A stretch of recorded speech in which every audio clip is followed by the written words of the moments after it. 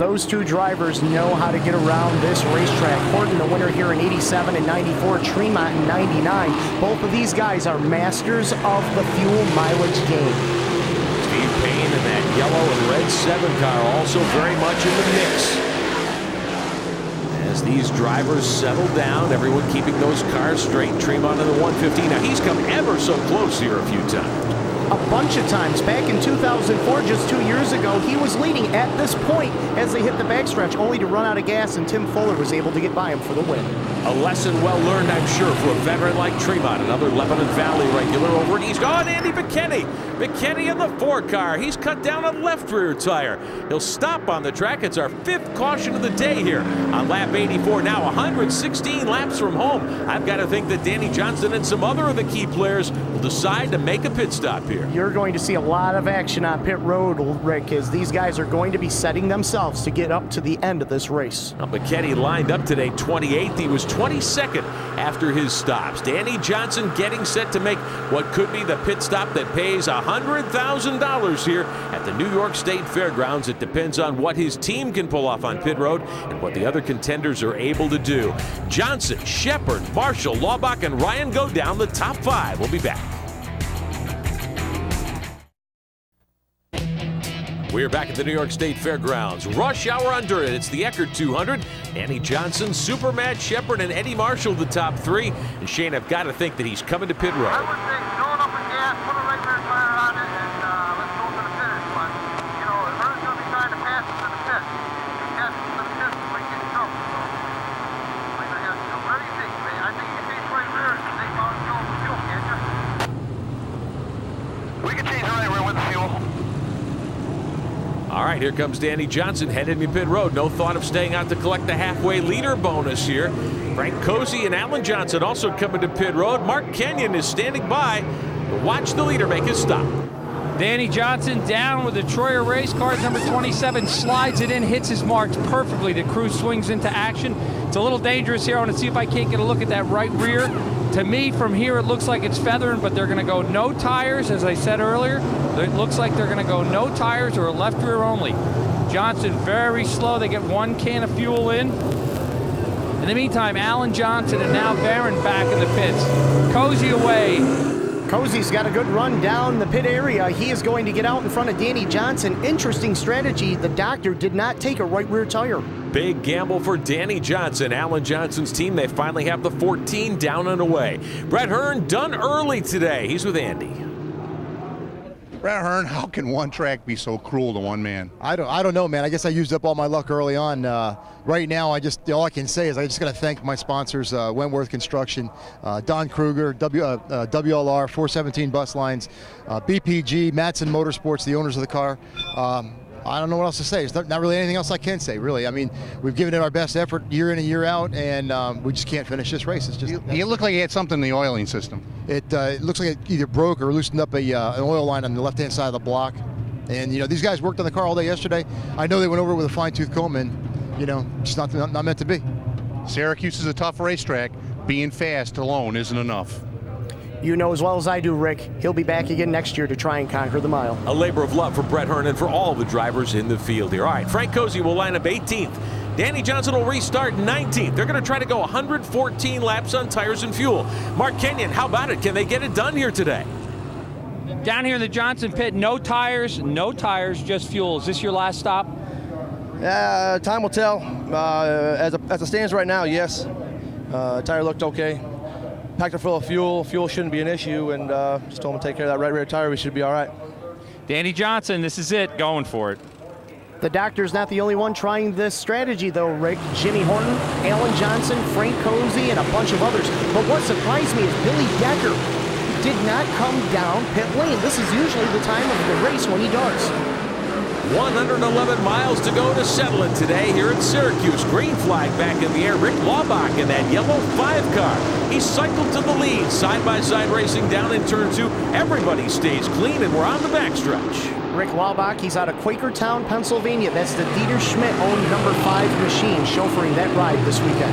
Pat Ward in the 42 car restarts third. Now remember, he started up front along with Tim Fuller. Ward playing his cards beautifully here so far.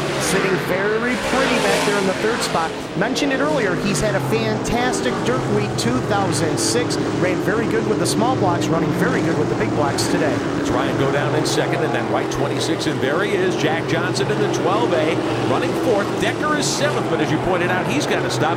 Jelly and Chad Brackman's got a good day going. Notice down in the pit area that Ronnie Johnson has now assumed the headset, talking to his dad Jack on the radio, helping him win this race. Danny Johnson, meantime, in the 27J, trying to double here at Super Dirt Week. Already has the 358 modified victory to his credit. Oh, trouble! Coming out of turn 4, cars scatter. Somebody got off the gas big time. That looks like the 76 of Alton Palmer in trouble. Jimmy Phelps had to shoot all the way down to the inside as Palmer heads to pit road. Everybody's scattering, and one car in the wall. Is that Kenny Stafford? How did he get back out on the racetrack? The kid moving around, the HS Edinger Trucking number 60. Looks like he swatted the wall up there in turn number 3. Remember that Stafford's car caught on fire on pit road earlier. He had to bail out. I thought that car was toast. They got it fixed, got it back out, but now Stafford hammers the wall up in turn 3. Let's take a look first at Palmer here. He slows coming off of turn number 4. You can see Danny Johnson just missed him as Jimmy Phelps went to the low side to get around the slowing 76. That could have been a huge problem for some of the major contenders here. Meantime, here's Stafford. Looks like he just got up in the marbles between turns number 3 and 4, and it sucked him right up to the wall. A heavy hit for the kid out of Homer, New York. So Kenny Stafford's okay, but that car suffers heavy damage, and we are right back under caution at the New York State Fairgrounds. So Rick Laubach may come up smelling like a rose here. We're getting close to halfway. We'll be back at the New York State Fairgrounds.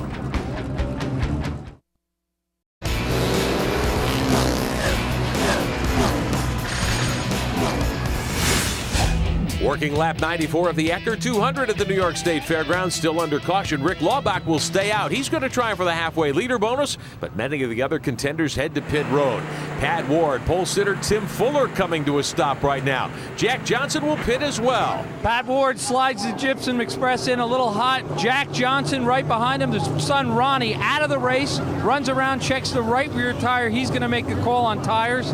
Jack looks in the car. In the meantime, Gypsum Express, the 42P, right rear tire on, 2 cans of fuel. Jack Johnson down and away.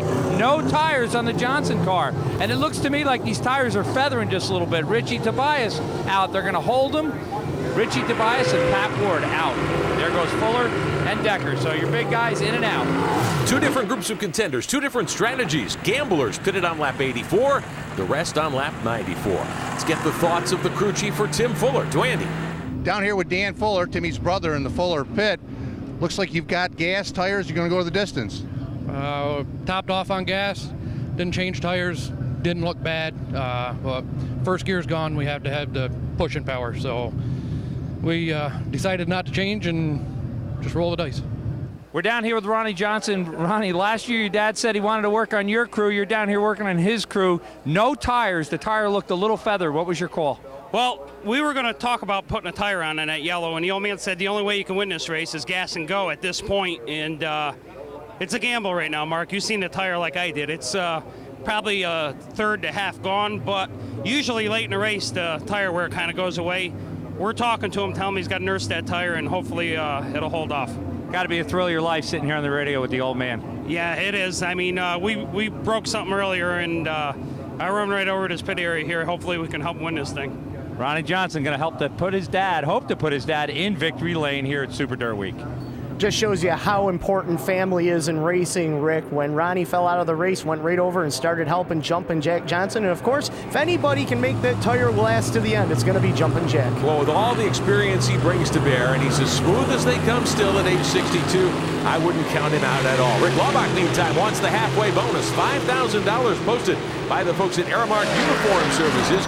On lap 98, the green is back in the air. Laubach is your leader, but there's some shuffling. Danny Johnson heads to the high side. Strategy is over now, Rick. It's race time. You have to make your move to put yourself in position. You did it in the pits. Now you have to do it on the racetrack. Ryan go down in the 26 car, continues to run second behind Rick Laubach in that 5. Now that 5 car, it's a pretty famous race team in modified circles. Dieter Schmidt is the owner of that ride. Doug Hoffman's driven that car, so is Billy Pouch. Now Rick Laubach is behind the wheel looking to pick up a nice little piece of pocket change.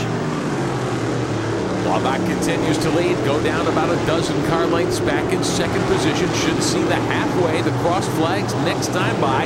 And for Laubach, winning that bonus, winning the halfway, can be very, very important. It can make a statement about what you can get done here at the New York State Fairgrounds on the Moody Mile. Here's Laubach out of turn 4. This will be a $5,000 lap from the driver from Pennsylvania. There it is. Rick Laubach earns the halfway bonus from Aramark. Andy Fusco, how do they plan to get him home today? You just got the halfway money, $5,000 from Aramark Uniforms. What's the game plan from here on out? I guess we're just going to wait and see if we can get the next caution. Next caution, 2 tires, 2 cans of fuel, and go from there.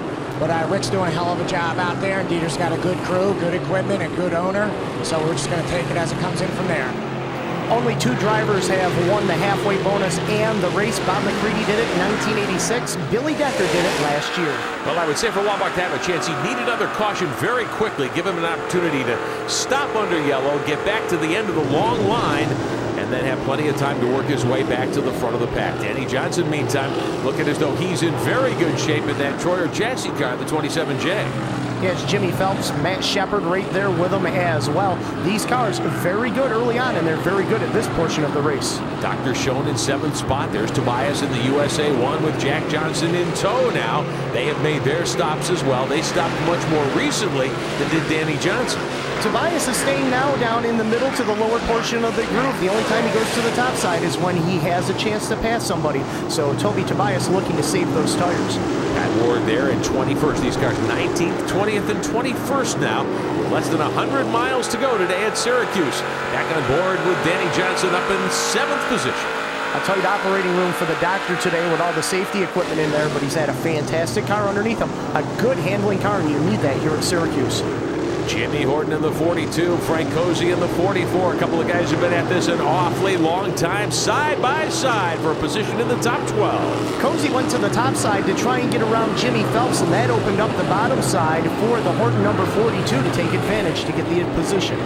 Phelps in the 98. Remember, he ran second in the early laps here. He and Tim Fuller ran up front for quite some time. They're working their way methodically back to the front. Matt Shepard there in the 44. So these cars all plenty quick now, and they should be okay to go to the finish. Matt Shepard tried to get around Danny Johnson on the top side. Maybe he showed his hand a little bit, or was he trying to force the issue with Danny Johnson to make him push that 27J a little extra harder? Johnson in 7th, Shepard is 8th, and that's a challenge for position as they race down into turn 3.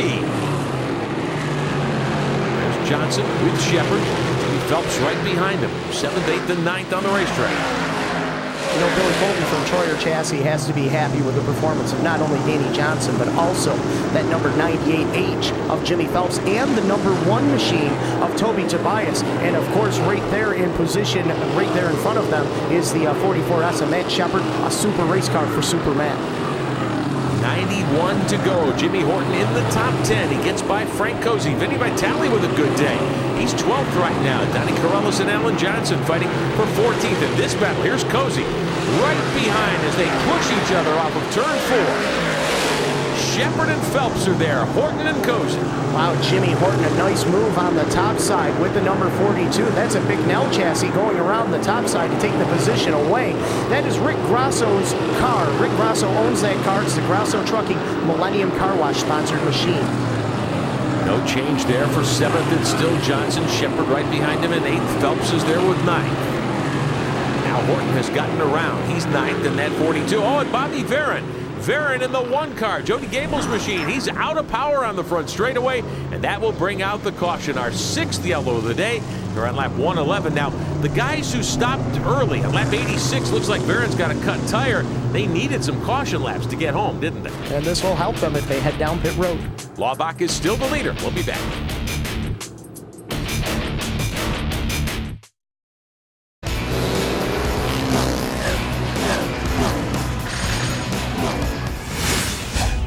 welcome you back to Syracuse, and Rick Laubach in the 5 car decides to head for pit road, Shane. It looks like he may be going farther than that, Rick. It looks like he's going to make the sharp left-hand turn and take it behind the wall. Laubach stays on the track, collects the halfway leader bonus. Something's broken on the race car. He will not be around for the second half today. Danny